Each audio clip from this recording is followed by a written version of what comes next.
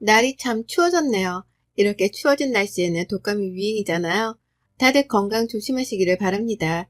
우선 사연 이야기를 드리기 전에 간단하게 제 소개부터 드리려고 합니다.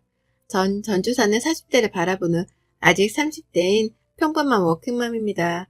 워킹맘으로 한국 사회에서 살아간다는 것이 많이 힘이 들 때가 있네요. 오늘 사연은 제가 겪었던 시댁과의 이야기를 드려보고자 하는데요. 저랑 남편은 오랫동안 친구로 지내다 좋아지게 돼 연애하고 결혼까지 한 평범한 부부입니다. 남편이 워낙 내성적인 스타일이고 저는 또 굉장히 발랄한 스타일이라 솔직히 잘 맞을까 생각도 많이 했었는데 연애할 때는 남편의 그런 성격 때문에 큰 싸움 없이 넘어가곤 했던 것 같습니다. 연애하는 동안에도 큰 싸움 없이 지냈었는데 결혼하고 살아가다 보니 왜 이렇게 자잘한 싸움이 많이 있는지 잘 모르겠네요. 저희는 결혼하고 나서 오랫동안 아이가 생기지 않은 케이스였습니다. 흔히 말하는 난임 부부라고도 하죠. 난임 부부로 오랫동안 지내다 보니 지치기도 하고 포기하고 싶을 때도 많았습니다. 그럴 때마다 남편과 저는 아이를 너무 좋아했기에 서로 위로를 건네며 그렇게 지내왔던 것 같습니다. 1차, 2차, 3차 인공수정에 실패하면서 이번에 마지막으로 해보자 했던 도전에 우리 천사 같은 아들이 찾아왔습니다.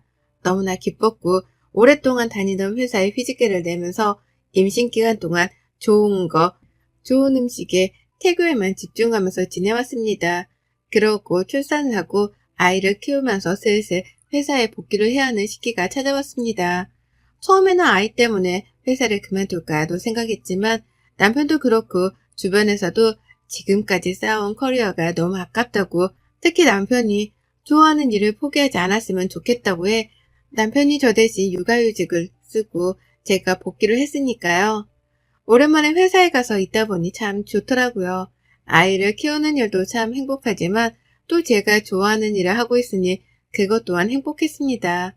그렇게 남편의 육아휴직도 끝나고 이제 아이도 어느 정도 커서 유치원을 종일반으로 바꾸면서 육아를 하게 되었습니다. 그때부터 워킹맘으로 살아간다는 게 어떤 건지 알기 시작했네요. 육아도 하고 일도 잘 해내려니 저도 갑자기 출산 후에 안 오던 육아 우울증이 오더라고요. 육아 우울증이 오면서 남편이 한 번은 저에게 물어보는 거예요. 자기가 너무 힘들면 우리 엄마한테 와서 애기 봐달라고 하면 어떨까?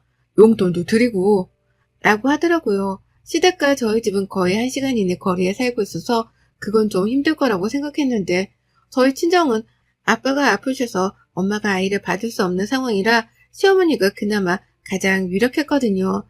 그래서 고민 끝에 이번에 전세 계획이 끝나면서 시댁 근처로 이사를 하고 시어머님이 저희 아이를 봐주기로 하셨습니다. 저는 시어머니랑은 그렇게 친한 편은 아니었어요. 남편의 집은 시어머님, 남편의 누나, 저한테는 형님이죠. 다 근처에 살고 있어 시어머님이 형님네 애들도 어릴 때 자주 봐주곤 했다고 하길래 그렇게 하는 게 둘 다 나을 것 같아 시댁 근처로 거처를 옮겼습니다. 다행히도 아이가 할머니랑 잘 있어서 시어머니가 도와주니 또 굉장히 육아하는 면에서 편하긴 하더라고요. 아침에 제가 아이를 유치원에 보내면 어머님이 오후에 픽업해서 간식 먹여서 학원 보내시고 학원에서 오면 씻기고 저녁까지 다 해서 먹여놓으시더라고요. 그러니까 저나 남편은 편하게 집에 와서 있을 수 있어 시댁 근처로 오길 잘했다는 생각이 들기도 하였습니다. 시댁이 어렵다는 생각을 굉장히 많이 했는데 이번 계기로 이렇게 잘 지내니까 왜 진짜 그러지 못했지? 라는 생각도 들었습니다. 그래서 소정의 용돈으로 드리던 어머님에게는 아예 살림까지 해주고 있어 거의 월급 형태로 돈을 드리게 되었습니다. 그렇게 돈을 드리면서 죄송했지만 저희 집 저녁까지 늘 챙겨주시고 저도 그럴 때마다 더욱 잘해드리려고 노력했는데요. 주말이면 어머님 모시고 나가서 쇼핑이나 외식도 늘 같이 했고요. 어디 친구분들이랑 놀러 가신다고 하면 용돈도 정말 많이 드릴 정도로 저도 제 성의 표시, 마음 표시를 했죠. 또 형님도 아이가 둘이 있는데 초등학생들이라 저희 아이와 굉장히 잘 놀아주기도 하고 그러길래 저는 모든 게 지금 다 완벽하다고 생각했던 것 같습니다. 그리고 어머님이 저희 아이를 봐주신 지 한 1년이 다 되어갈 때였을까요? 제가 친정아빠가 아프셔서 남편이랑 며칠 갔다 와야 하는 상황에서 시어머님이 아이를 데리고 며칠 계셔주셨는데 와서 보니 집이 엉망진창이더라고요. 아이는 멍하니 TV만 보고 있고요. 그래서 이럴 일이 없는데 왜 그러지 싶어 여쭤봤더니 몸이 편찮으셔서 그랬다고 하시더라고요. 그래서 괜히 다녀왔구나 싶어가지고 죄송했습니다. 너무 죄송해서 어머님께 요새 몸이 많이 안 좋으신 것 같아서 보약을 한 채 지어드린다고 했어요. 그리고는 한의원에 가서 보약을 정말 좋은 약재로해서 지어드리기도 했습니다. 근데 그때부터 이게 저의 괜한 생각이었을까요? 생전 잘 안 아프던 아이는 한 달에도 몇 번씩 감기에 걸리고 몸이 많이 약해졌더라고요. 그리고 영유아 검진 날이라 검진을 했는데 작년에는 또래에 비해 큰 편이라고 했는데 이번 년에는 작년보다 성장이 잘 되고 있지 않다는 말을 들으니 어머님이 밥도 잘 해주실 텐데 얘가 밥을 잘 안 먹나 싶어가지고 어머님께 여쭤봤어요. 어머님, 저희 애기 혹시 밥 요새 잘 안 먹나요? 아니, 밥 2그릇씩 싹싹 먹지. 근데 영유아 검진 갔는데 성장이 좀 더디다고 그래서 걱정이 되네요. 아, 그랬니? 더 식단에 신경 써야겠다. 감사합니다. 그 뒤로도 아이가 조금씩 미세하게 달라졌다는 생각이 들었습니다. 하지만 아이들이 커가면서 성장은 어느 정도로 멈출 수도 있다고 하니까 너무 조급하게 생각하지 말자라고 생각했죠. 주말에는 아이의 키와 체중을 더 높이기 위해서 고기부터 아이가 먹고 싶은 음식이나 간식들은 꽉꽉 냉장고에 채워두고 어머님께 일주일에 몇 번씩은 꼭 고기랑 야채 같이 주셨으면 좋겠다고 부탁까지 간곡히 드렸습니다. 그리고 나서도 어머니께 드리는 생활비 이외에도 제가 다 따로 음식 재료들은 사서 넣어드렸는데요.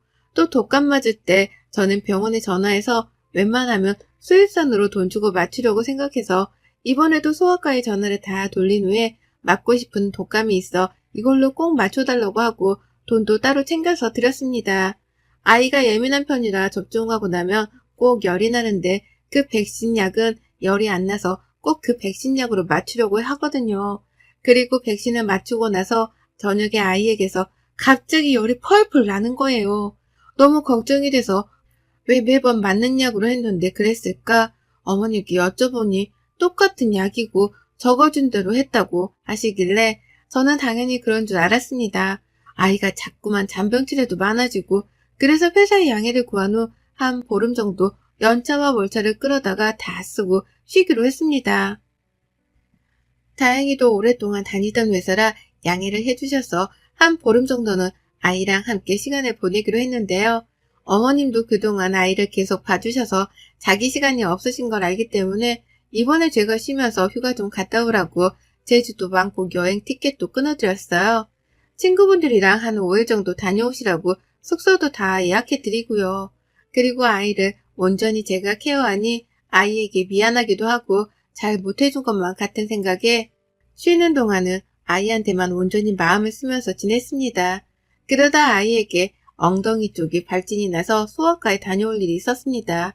소아과에 가서 진료를 보고 나오면서 친한 간호사 선생님이 있으셔서 선생님, 이번에 우리 아이가 백신 맨날 맞는 걸로 했는데 갑자기 접종열이 나더라고요. 그래서 엄청 애가 고생했는데 다시 독감 접종하기 너무 두렵더라고요. 라고 말씀드리니 그러냐면서 그럼 혹시 다른 거 맞은 건 아닌지 확인해 보겠다고 하는데 선생님이 그러시는 거예요. 어머님, 아기가 맞았던 백신이 아닌데요. 이번에는 무료 독감 맞으셨네요. 네? 아니에요. 제가 분명히 그 독감이 부작용이 덜해서 그걸로 찾아봐서 맞췄는데. 근데 여기에는 이번에 다른 걸로 맞았다고 나와 있어요.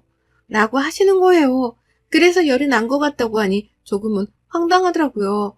분명히 어머니께 제가 그 백신 약으로 꼭 맞춰달라고 말씀드리고 돈까지 넣어서 드렸는데 다른 걸로 맞추셨다고 하니 잘 모르셔서 그랬나 싶기도 하고요.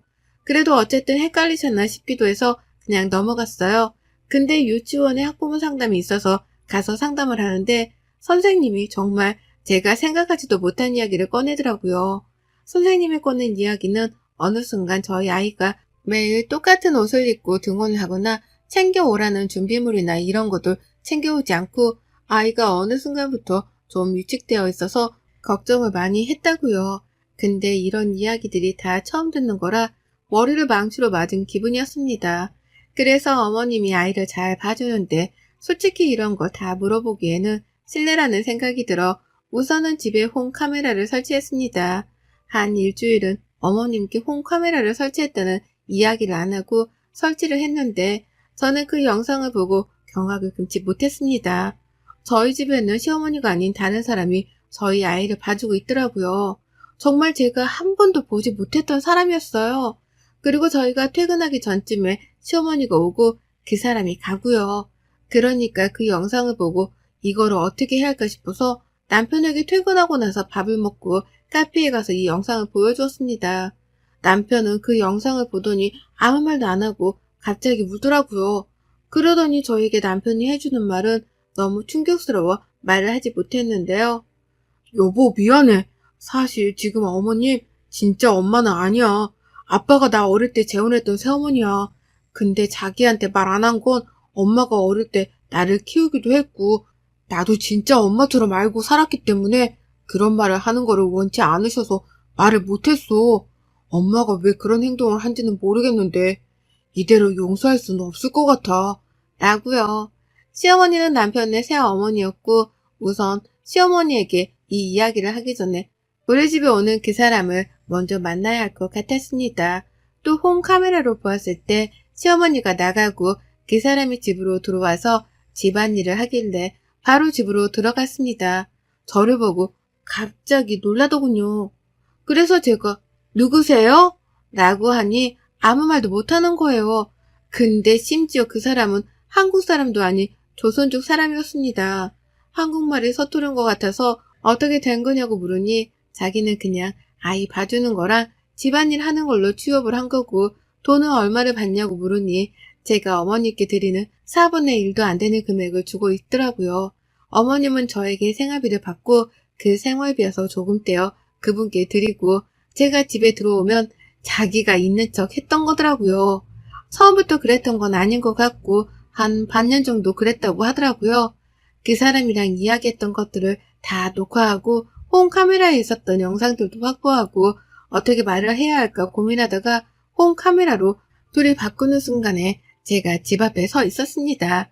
시어머니는 놀라 저보고 언제 왔냐고 말하길래 자기가 아파서 아이를 봐줘야 하는데 못 그래서 친구에게 잠깐 부탁을 했다는 변명을 하시길래 알겠다고 하고 우선 그분은 보내고 거실에 앉아 그분과 대화한 녹음 내용들과 영상들을 제가 다 보여드렸습니다.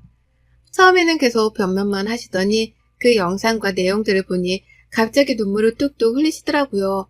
아니 그게 아니라 내가 너무 몸이 안 좋은데 애는 봐야 하고 그러다 보니 나도 모르게 몇 개월만 사람을 쓰면 좋겠다 싶어서 그랬는데 너무 미안하구나.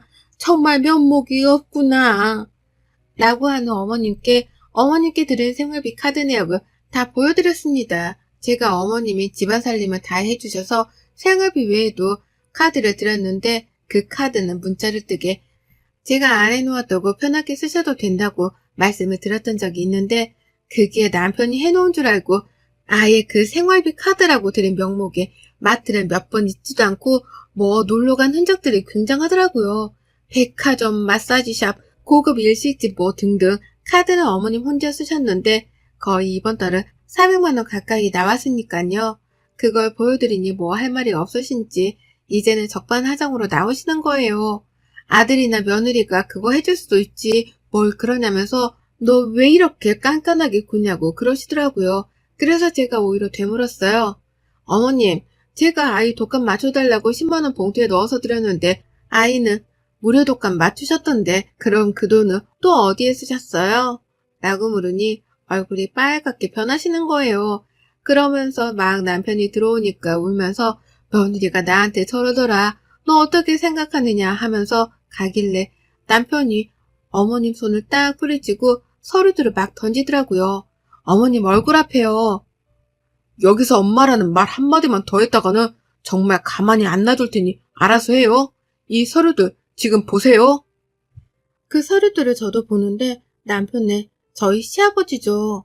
시아버지가 남편 앞으로 결혼할 때 거기서 살라고 해두신 게 있었는데 돌아가실 때 그 이야기를 시어머니가 듣고 남편 앞이 아닌 자기 앞으로 해놔서 거기에서 월세 받아서 쓰고 있었더라고요. 남편한테 아무 말도 없고요.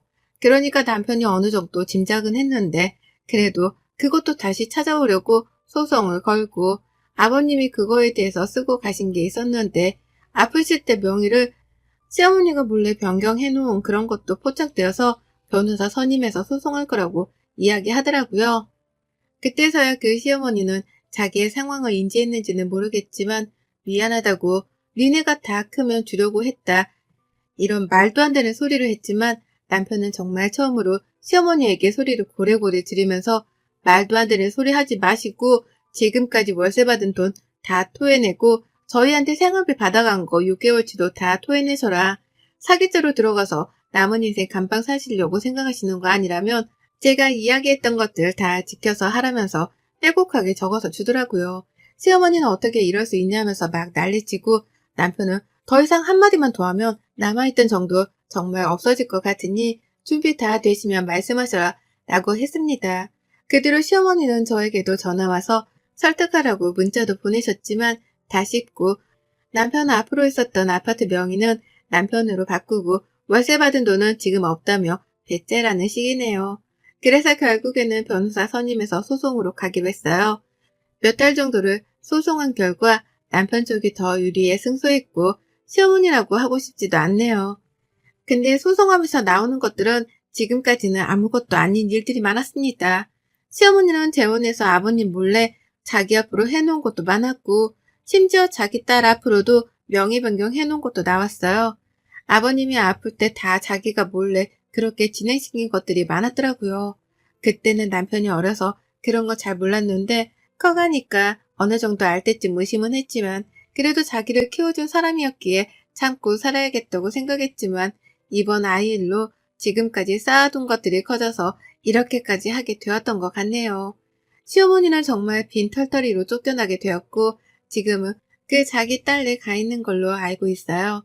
자기는 돈 못 준다고 뱉으라는 식인데 그렇게 되면 나중에 문제가 더 커질 거라고 생각해서 그런지 선처를 바란다는데 남편과 저는 선처해줄 생각이 없어서요. 남편과의 일이 어느 정도 마무리되고 시아버지 납골당에 다녀왔어요. 남편은 한참을 그 앞에 서서 눈물을 훔치더라고요.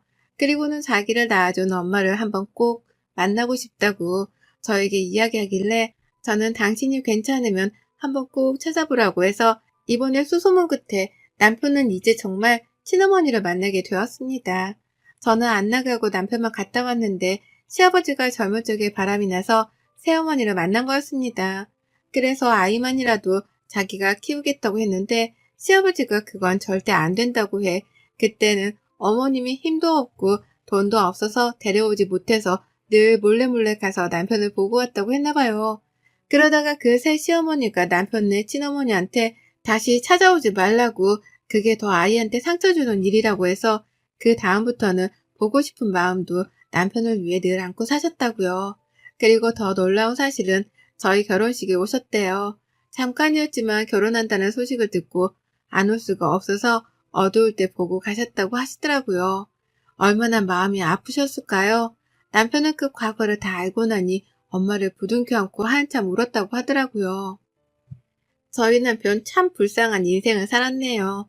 이번에 저도 정말 시어머니를 만나 아이와 남편과 함께 배웠는데요. 한눈에 봐도 어머님과 남편이 닮아있는 게 보여서 정말 울컥했네요. 저희 아이를 보고 어머님은 너무 예쁘다고 이런 시간이 올 줄 몰랐다고 하시는데 서로 오해가 있어 먼 길을 돌고 돌아서 만난 모자의 인연이 안타깝기도 하고 이제 남편도 어머님도 행복하게 지내시길 바라는 마음에 저희 가족 이야기를 사연으로 보내보았습니다. 그럼 새엄마였던 시모는 어떻게 되었냐고요? 법원에서 이야기했던 금액 모두 상환하느라 아버님이 그 새엄마였던 시모에게 마지막으로 남겨주신 아파트까지 팔아서 받았습니다. 그래서 지금은 갈 곳이 없어 아직도 딸네 집에 얹혀 사는 것 같아요. 돈도 다 잃고 자식도 잃고 며느리도 잃었네요.